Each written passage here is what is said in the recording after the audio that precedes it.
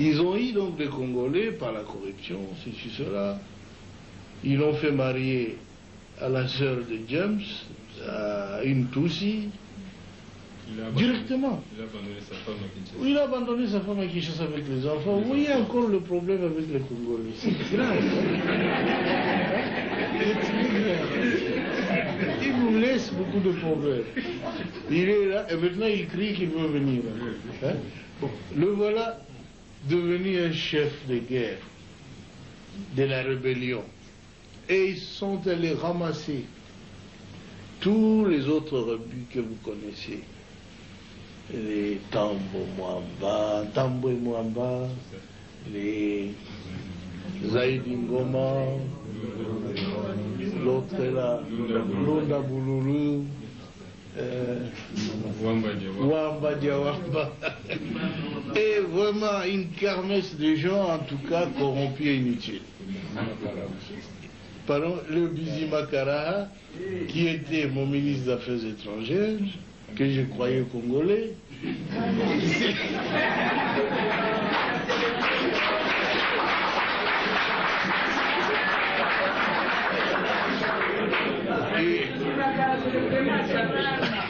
à ma très grande surprise, quand j'avais demandé à cette armée de se retirer, et avait déjà fermé des valises, ils disent, leur armée se retire, ils se sentent en insécurité.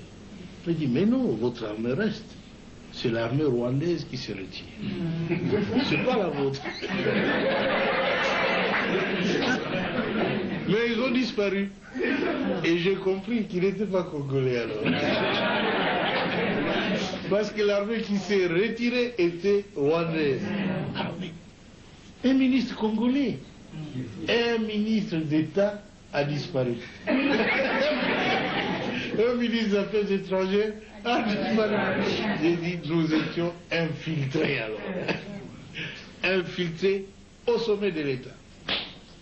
Alors ainsi on aura pu découvrir des documents où Kagame dirigeait ces gens-là, où il complotait pour que les Tutsis prennent la tête de ce grand pays qui n'est pas le leur. Alors ça en est trop, hein.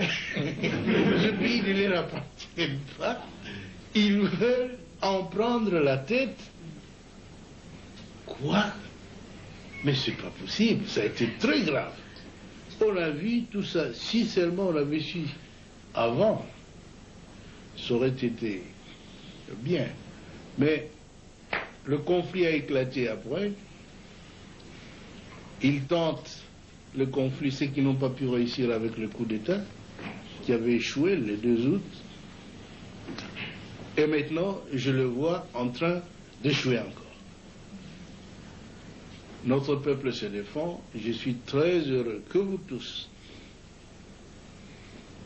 ayez pris conscience de la gravité de la situation pour nous mettre tous ensemble, tous les partis politiques confondus, chez nous. Tous les Congolais se sont mis ensemble derrière le gouvernement. Ils m'ont soutenu, je dois l'avouer très sincèrement. Et je ne sais même pas ce que je ferai pour les rendre ce qu'ils font.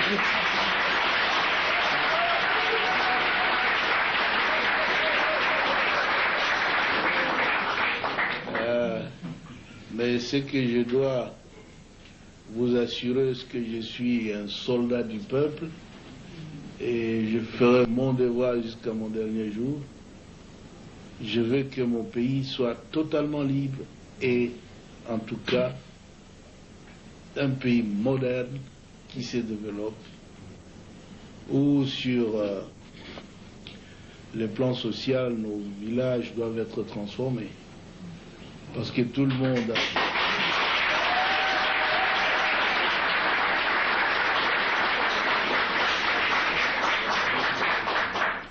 beaucoup de nos élites, beaucoup d'intellectuels, beaucoup de citadins, des gens de ville qui sont habitués à la vie, ont peur de rentrer dans nos villages. C'est parce qu'il n'y a pas de vie là-bas. Nous étions donc engagés dans un programme de reconstruction qui a commencé à porter fruit. Et tout cela sans assistance extérieure. Parce que les habitudes politiques en Afrique, c'est qu'on doit attendre de l'aide de la France, des États-Unis, de l'Union européenne, de la, de la Banque mondiale, de ceci, cela. Mais nous avons dit, depuis quand nous luttions, longtemps, nous disions que notre lutte, c'est la lutte de l'intelligence contre la force brute. La force brute.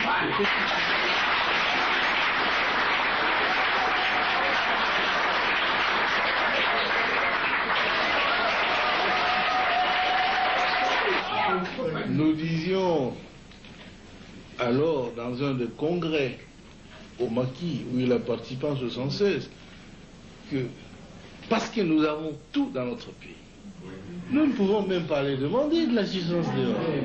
Il faut utiliser l'intelligentsia nationale pour transformer tout ce que nous avons.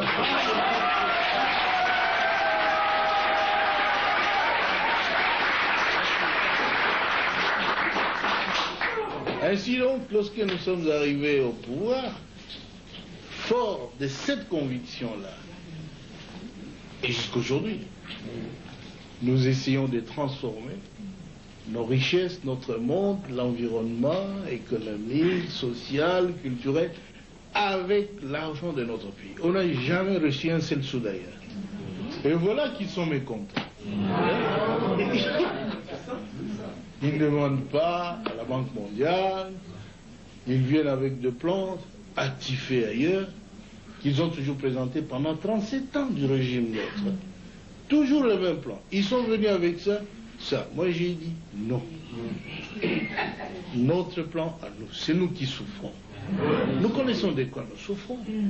Alors nous allons faire un plan pour résoudre notre problème.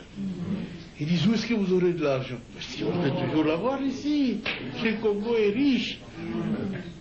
Et nous avons fait cela. Nous avons notre plan. Il est bien. C'est un plan qui doit développer notre pays. On les a demandés. Messieurs, nous voulons aussi des autoroutes.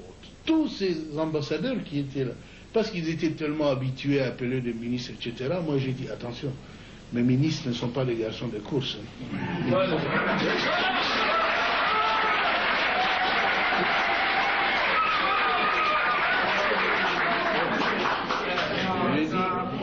dit qu'il faut laisser le ministre résoudre le problème du pays. Si vous allez continuer à les appeler la nuit, des coups de téléphone, qu'est-ce que vous traitez avec eux? Chez nous, nos ambassadeurs ne vont pas faire ça. Ils ne sont pas capables d'appeler des ministres belges ou français ou américains qu'ils aillent chez l'ambassadeur congolais qui va leur dire des choses qu'il faut faire. Non. Et si vous ne les faites pas là, chez moi, je ne vais pas. Ils trouvent que je suis têtu, arrogant. Je dis, mais c'est pourtant la vérité. Chez vous, ça passe bien. Ça doit aussi passer bien chez vous. Ne vous immiscez pas dans nos affaires. Alors, comment est-ce que vous allez avoir de l'argent? Vous ne ferez même pas 3 mois. Moi, il dit, 3 mois? Mais je ferai plus que 3 mois.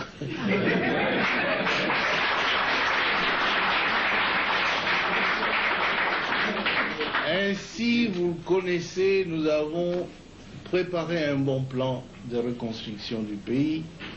Ils nous ont dit qu'il faut aller le défendre à Bruxelles. C'est vrai, oui, on a envoyé une délégation à une conférence qu'ils ont appelée la conférence des amis du Congo. Disons, jeunes hommes, allez-y, défendez notre plan. S'ils vont donner de l'argent, c'est bien, mais moi je les ai prévenus qu'il n'y aura pas de l'argent à donner au Congo. Parce qu'ils savent bien, nous ne sommes pas en train de servir leurs intérêts. Si nous étions en train de servir leurs intérêts, ils donneraient quelques primes d'argent pour nous corrompre, pas pour développer le Congo. Alors maintenant, il faut un choix. Ou vous êtes pour le peuple, acceptez de rentrer sans argent, ou tu es pour eux, bouffe leur argent, rentre travailler pour ton peuple. C'est fini.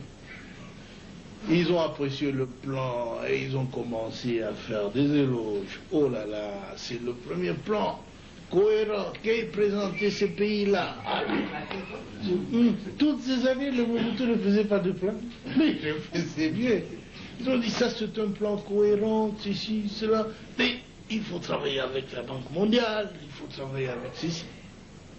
Ils sont revenus, on va ouvrir un trust fund, un compte commun, c'est-à-dire un panier où ils vont jeter de l'argent.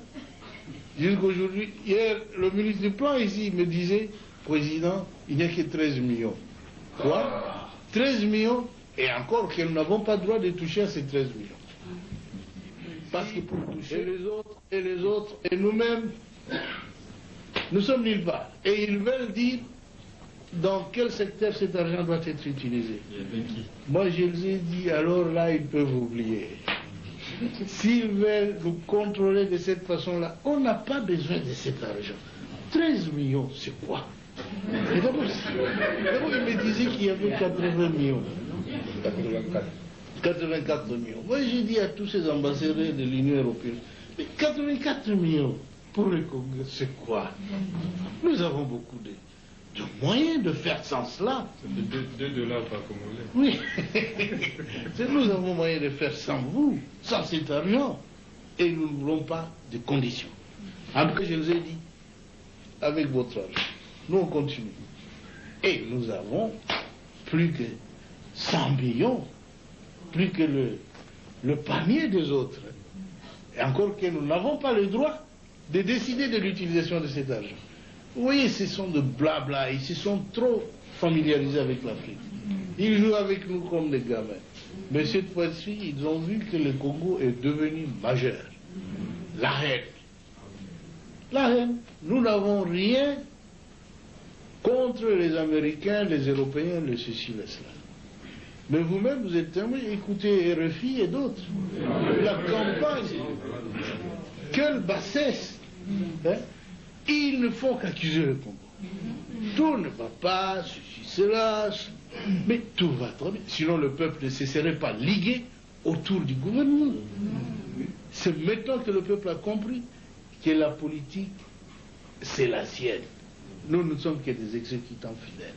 C'est tout. C'est pourquoi tout le monde au Congo tend à se mettre ensemble avec la direction du pays pour que nous puissions arriver à nos objectifs. Cette fois-ci, parce que la guerre est venue s'intercaler sur notre marche avant, nous avons une priorité d'écraser les envahisseurs. Et je vous avoue qu'ils seront écrasés. Ils ne sont pas.